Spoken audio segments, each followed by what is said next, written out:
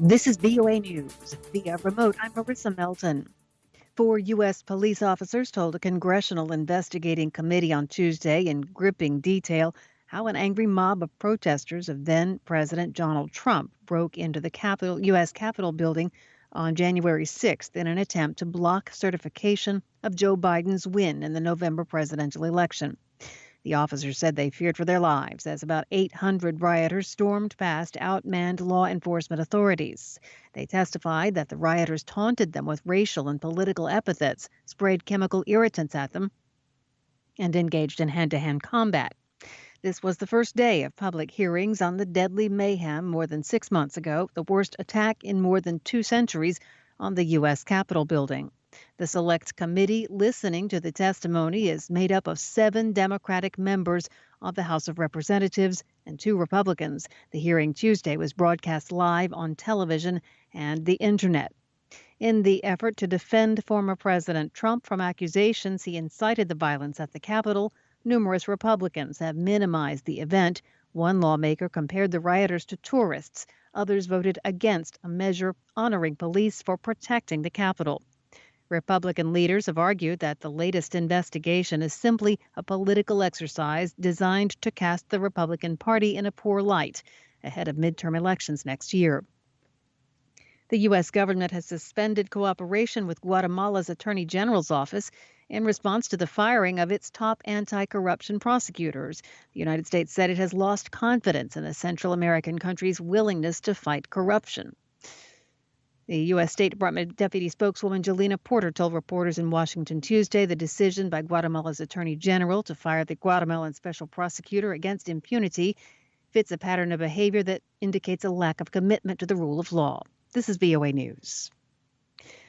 The Biden administration on Tuesday announced a new push to expand business ties between U.S. companies and Africa with a focus on clean energy, health, agribusiness, and transportation infrastructure. Dana Banks, the senior director for Africa at the White House National Security Council, said the administration planned to reimagine and revive Prosper Africa. It's an initiative launched by former President Donald Trump in 2018. Banks said it would be the centerpiece of U.S. economic and commercial engagement with Africa. President Joe Biden, who requested nearly $80 million for the initiative in his budget proposal in May, aims to focus on women and equity with an expanded role for small and medium-sized businesses. But U.S. business executives say the United States is in danger of being overtaken by China and Europe, which are already investing and signing trade agreements across the continent.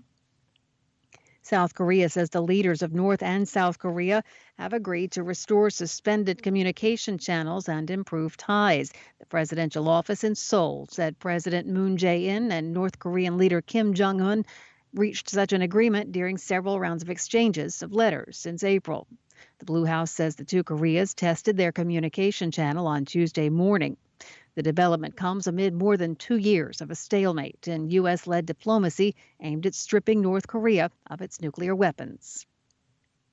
The Biden administration is throwing its support behind congressional legislation that would require companies to report major data breaches by hackers, including the ransomware attacks that are increasingly targeting U.S. critical infrastructure. Members of Congress are advancing more than a dozen bills in response to a recent escalation in ransomware attacks, while the administration has taken a whole-of-government approach to respond to see what it sees as a public safety, economic, and national security threat. Last week, a bipartisan group of senators introduced the Cyber Incident Notification Act of 2021, a bill that would require federal agencies and contractors, as well as critical infrastructure operators, to notify the government within 24 hours of a cyber breach that poses a threat to national security. To encourage emergency information sharing, the bill would grant limited immunity to companies that report a breach. And the man accused of the shooting deaths of 8 people at 3 Atlanta area Asian-run spas pleaded guilty Tuesday to 4 counts of murder in suburban Cherokee County, Georgia, where he's now facing 4 consecutive sentences of life in prison without parole. Via remote, I'm Marissa Melton, VOA News.